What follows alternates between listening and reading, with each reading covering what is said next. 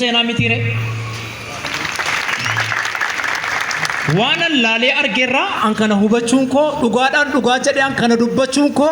tarii kun siif si'aasa taanaan kun siin si'aarsa taanaan mallattoo inaaffaati qorichatti fudhadhu yoo isaan didde immoo waaqayyotti kadhadhu.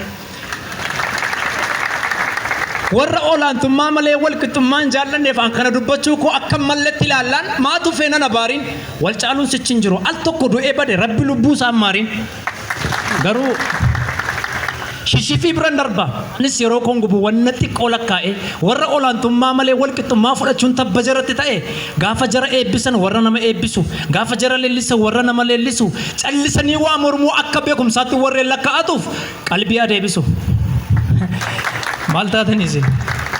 bara dirqiidhaan hafee digriidhaan gandi buluu fudhatte akka haaraatti abbichuutu dhufee dhibee ishee xiinxallaani kun bu'aa dooktaraati.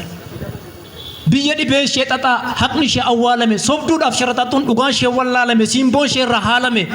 dhugaa dubbachuuf taanaan seenaa barreessuuf kaanaan akka baatuuf qormaata feesbuukiif tiiktookiidhaan maglacaa kennuu miti dooktaruma furmaata. lagabbayyaatiif iyyuu miidiyaan osoo sirbuu sobee osoo weeddisu akka waan xumurame maallaqni biyyaa dhume gaafa dhannee ilaallee agarru iccitii isaa pansattaan jechaa turan biran baane ciraasa.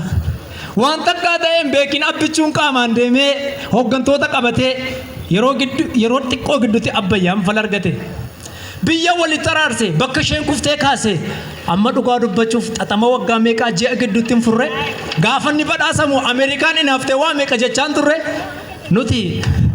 gatuma keenya ta'eef baay'een dubbannuuf malee dhugaa osoo ilaallu inaaffaanuu daangeessu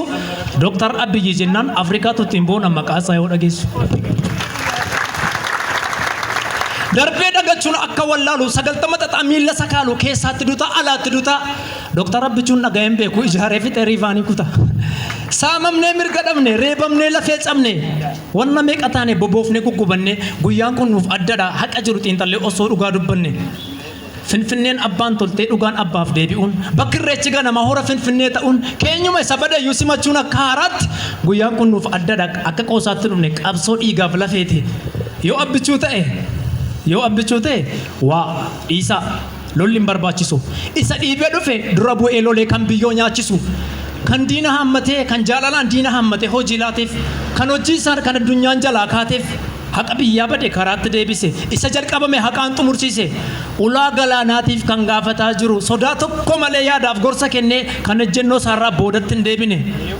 gurraachota keessaa kan faranjii moo'ee addunyaan badhaaste yeroo jalqabaati abbichuu ilmoo Oromoo sanyii warra mootii ilmuma abbaa gadaati. egaa anis qalama koos fudhee waraqaa koos baasee seenaa isaa barreessuuf xiqqoo ishee gabaabsee gaafan taa'ee yaadu waa tokko naaf gale. akka waraqaan koos qalamni koos nan geenye yoo abbichuu ta'e ammuma sammaayyuu seenaa hojjechuurraa innoo gad hin teenye kanaafuu anis qalama koos kaa'een waraqaa koos tursa silaas seenaa barreessuurraa seenaa hojjechuu dursa kanaaf inni deeme haa galu garaa qulqulluudhaan jibbachi miciire rabbis kan jaallatu biyyaafis kan tolu haraara mitiire mana tokko jaaruuf citaa wal saamaniif utubaan cimaare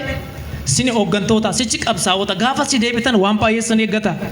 kanaafuu dagalee walii taanee cichaas wal cichine waliin haa tiksinu sirna waliin finne seenaa barreessuuf waan nan geenyeef yeroo biraan barreessa ulfaadha.